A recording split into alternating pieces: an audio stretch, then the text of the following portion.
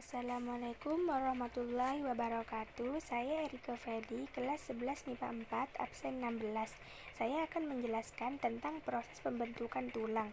Proses pembentukan tulang ini biasa disebut dengan osifikasi. Osifikasi ini dibagi menjadi dua. Yang pertama ada osifikasi intramembran dan yang kedua ada osifikasi endokondrium atau intrakartilago. Yang membedakan keduanya yaitu pada osifikasi intramembran, osteosit dibentuk oleh selaput periosteum, sedangkan pada osifikasi endokondrium, osteositnya itu dimulai dengan pembentukan tulang rawan.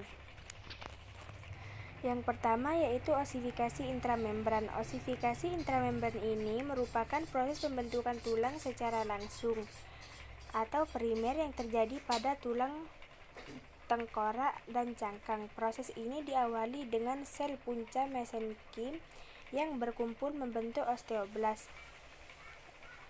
Saat inilah osifikasi dimulai dan mencakup beberapa tahapan-tahapan. Yang pertama yaitu osteoblas menghasilkan osteosit atau matriks. Setelah itu sel punca mesenkim akan terus berdiferensiasi. Setelah itu osteoblas akan bermigrasi ke membran dan menyimpan matriks tulang di sekitar itu. Selanjutnya osteoblas yang dikelilingi oleh matriks kemudian berdiferensiasi menjadi osteosit. Pada tahap terakhir osteosit tersebut akan mengeras dalam hitungan hari.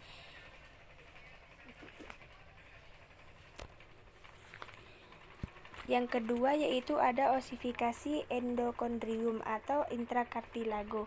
Osifikasi endokondrium ini merupakan proses pergantian tulang rawan menjadi tulang keras. Osifikasi ini terjadi pada tulang pipa sehingga pertumbuhan tulang menjadi semakin panjang. Tahapan-tahapan pada osifikasi ini yaitu yang pertama pada bulan ketiga setelah pembuahan perikondrium yang mengelilingi tulang rawan hialin terenfiltrasi dengan pembuluh darah osteoblas.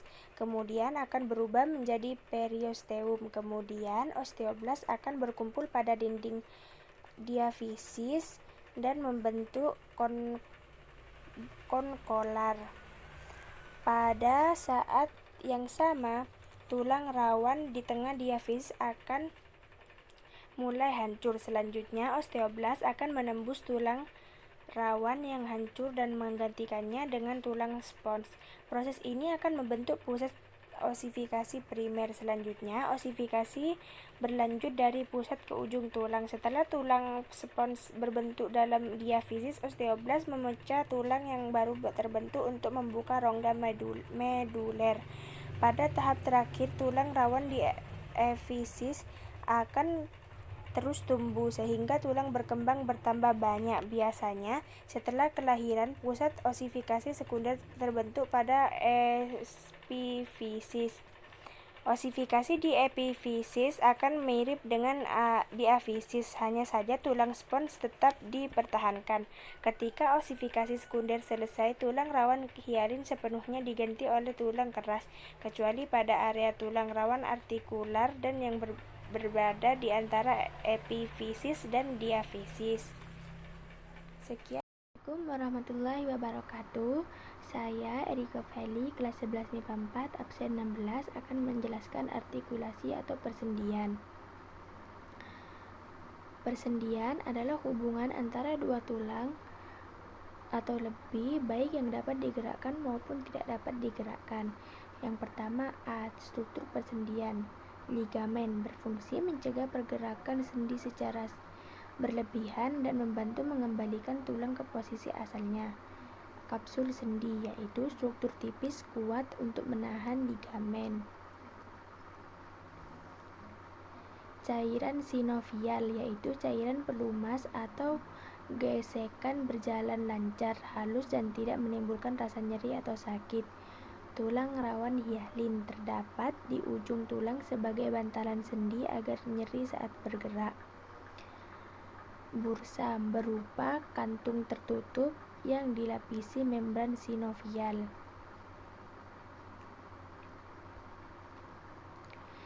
B. Tipe persendian. Sendi berdasarkan struktur.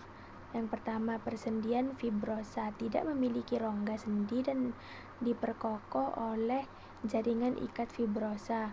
Yang kedua, persendian kartilago, tidak memiliki rongga sendi dan diperkokoh oleh jaringan ikat kartilago. 3. Persendian sinovial, memiliki rongga sendi dan diperkokoh oleh jaringan ikat ligamen dan kapsul sendi. Sendi berdasarkan gerakan. Sendi sinartrosis atau sendi mati, tidak dapat digerakkan. Jenis sendi sinartrosis, sinfibrosis atau dihubungkan dengan jaringan ikat fibrosa, dan sinartrosis sinkondrosis atau dihubungkan dengan jaringan tulang lawan hialin. Yang kedua, sendi amfiartrosis, pergerakannya terbatas akibat tekanan. Jenis sendi amfiartrosis, simfisis atau dihubungkan oleh kartilago, sindemosis atau dihubungkan oleh rambut dan ligamen, dan gomposis, sendi pada tulang bentuk kerucut.